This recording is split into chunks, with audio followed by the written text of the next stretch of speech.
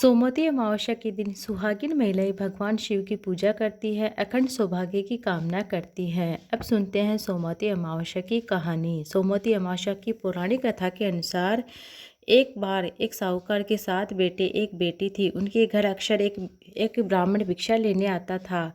जब वे साहूकार की बेटी भिक्षा देती तो वह ब्राह्मण भिक्षा लेने से मना कर देता था। कहता था कि तुम्हारे भाग्य में सौभाग्य नहीं है और वैधव्य लिखा है। यह सुनकर साहूकार की बेटी बहुत दुखी होती ही। एक दिन साहूकार की बेटी ने अपनी माँ को सारी बात बता दी। जैसे ही ब्राह्मण भिक्षा मांगने आता है उसे भिक्षा लेने से मना कर दिया। साहूकार की पत्नी ने अपनी बेटी से कहा कि अगली बार जब भिक्षा लेने आए तो मुझे बताना। फिर एक दिन वह भिक्षा लेने के लिए आता है। उस समय साहूकार की पत्नी दरवाजे के पीछे छुप जाती है, सारी बातें सुनने लगती है जैसा हमेशा वह भिक्षा लेने वाला ब्राह्मण बोलता है। भिक्षुक ने साहूकार की बेटी से भिक्षा लेने से मना कर दिया। कहने लगता है कि तुम्हारे भाग्य में सुहाग नहीं है, विधवा लिखा है। इस बात को सुनकर साहूकार की पत्नी दरवाजे की आड़ से बाहर निकलती है और ब्राह्मण भिक्षु से कहने लगती है, एक तो हम तुम्हें भिक्षा देते हैं, ऊपर से हमें अशुभ बातें बताते हो।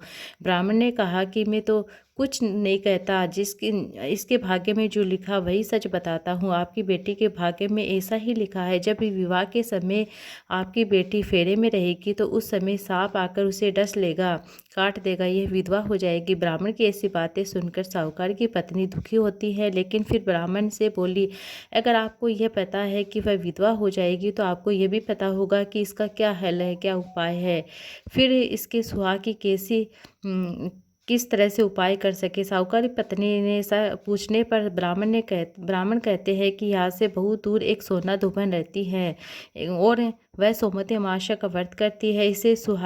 उसका सुहाग अटल है। अगर वह आकर अपना सुहाग आपकी बेटी को दे देती है तभी इसका वैधव्य टल सकता है। ब्राह्मण की बात सुनकर साहूकार की पत्नी ने ब्राह्मण का धन्यवाद दिया और वह सोना धोबन की खोज में निकल पड़ती। एक दिन बहुत तेज धूप के कारण पीपल की छांव में वह बैठ जाती है आराम करने के लिए। तभी उसने क्या देखा कि एक सांप आया, उस पीपल के पेड़ पर गरुड़ के बच्चों को खाने के लिए चढ़ने लगता है। साहूकार की पत्नी ने देखा, उस सांप को मार दिया और गरुड़ के बच्चों की रक्षा की। इतनी ही देर में गरुड़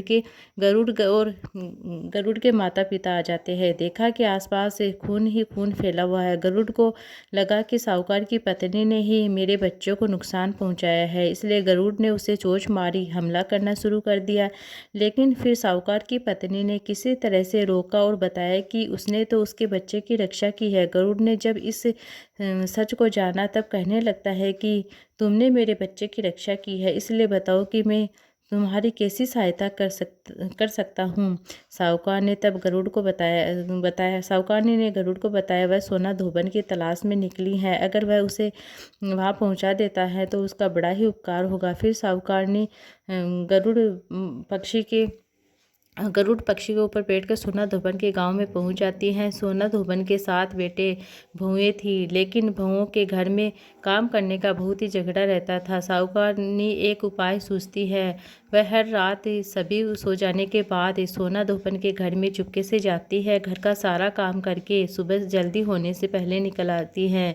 तो एक दिन सोना धोबन ने सोचा कि अब मेरी बहुएं आपस में लड़ती झगड़ती भी नहीं है, घर का सारा काम कर लेती है। आखिर ऐसा क्या होता है, यह सब जानने के लिए मुझे देखना होगा। सोना धोबन छुपकर बैठ जाती है, सब कुछ देखती है अपनी आँखों से और वह देखती है कि साहूकारनी आती है धोबन से उसे वह सारा घर का काम करने लगती है। वह जाती है तब सोना धोबन उससे पूछने लगती हैं कि तुम कौन हो और मेरे घर का क्यों काम करती हो, क्या चाहती हो। साहूकारनी ने कहा कि मैं सब तब बताऊंगा, आप मुझे वचन दीजिए। तब सोना धोबन ने वचन दिया और साहूकारनी ने कहा कि मेरी बेटी के दुहाग लिखा है। सोना धोबन साहूकारनी के साथ चली जाने लगती है और अपनी बहुओं से बोलती है कि मेरे लौटने तक इस दिए को आप रखे रहने देना। तुम्हारी ससुर जी मृत्यु हो जाए तो इसे शरीर को तेल में डुबो कर रख देना, अंतिम संस्कार मत करना। सोना धोबन इस प्रकार चलने लगती, साहूकार के घर आ गई। और जब साहूकार की बेटी का विवाह हो रहा था तब फेरों के समय एक सांप वहाँ लहलहाता हुआ उसे डसने के लिए आता है। सोना धोबन ने उस साहूकार के सांप के आगे दूध और लावा रख दिया। जैसे वह सांप दूध पीने लगता है, सोना धोबन ने उस सांप को एक पिटोरी में बंद कर लेती है। फिर साहूकार ने बेटी से कहने लगती है, अब तो मैंने जितने भी सोमवती अमावस्या का व्रत किया है उन सभी का पुण्य फल तुम्हें तुम्हारी बेटी को लगी हो। इसके बाद साहूकार ने की बेटी का भेदभाव टल जाता है, वह सौभाग्यवती हो जाती है। उधर सोना धोबन के ऐसे कहने से सांप को दूर जंगल में ले जाती छोड़ देती। सोना धोबन अपने गांव में लौटती है, तब वह क्या देखती है कि सोमवती अमावस्या पड़ रही थी। सोमवती अमावस्या ने एक दिन सोमवती अमावस्या व्रत किया, पीपल की पूजा की और कथा सुनी। इस बीच घर में सोना धोबन के पति की मृत्यु हो गई थी। जब वे वापस आती है तो क्या देखती है कि रास्ते में जो भी सोमवती अमावस्या की थी तो वह कहती है कि मेरे पति को लगना उसका पुण्य फल है, और उसका पति जीवित हो जाता है। लोगों ने जब सोना धोबन से पूछा कि तुमने अपने मरे हुए पति को कैसे जीवित किया, तब उसने बताया कि उसने सोमवती अमावस्या के व्रत के प्रभाव से अपने पति को जीवित किया है। तब से उस गांव की सभी सुहागिन महिलाएं अपने अपने पति की लंबी उम्र की कामना के लिए सोमवती अमावस्या का व्रत करने लगती है।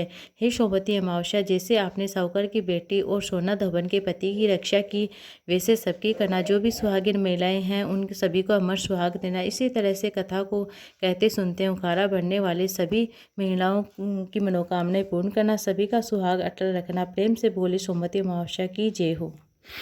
अब सुनते हैं गणेश जी की कहानी। एक बूढ़ी माई थी, मिट्टी के गणेश जी की पूजा करती, रोज बनाए वह रोज गल जाता था। एक सेठ का मकान बन रहा था, वह बोली मुझे पत्थर का गणेश जी बना दो। मिस्त्री बोले जितने हम तेरा गणेश जी पत्थर का बनाएंगे उतने में हम दीवार को छीन लेंगे। बुढ़िया बोली राम करे तुम्हारी दीवार टेढ़ी हो जाए। उन सभी की दीवार टेढ़ी हो गई। पूरा दिन निकल गया, जब भी दीवार बनाते ढाना पड़ता वह टेढ़ी हो जाती। इस तरह से शाम हो गई। शाम होते ही सेठ आए घर पे और कहा कि आज तुमने कुछ नहीं किया। तो वह कहने लगते एक बुढ़िया माया आई थी, वह कहने लगती हैं कि हमें गणेश जी बना दो पत्थर के। तो हमने मना कर दिया तो उसने श्राप दे दिया कि तुम्हारी दीवार टेढ़ी हो जाए। तब से वह दीवार सीधी नहीं हो रही है।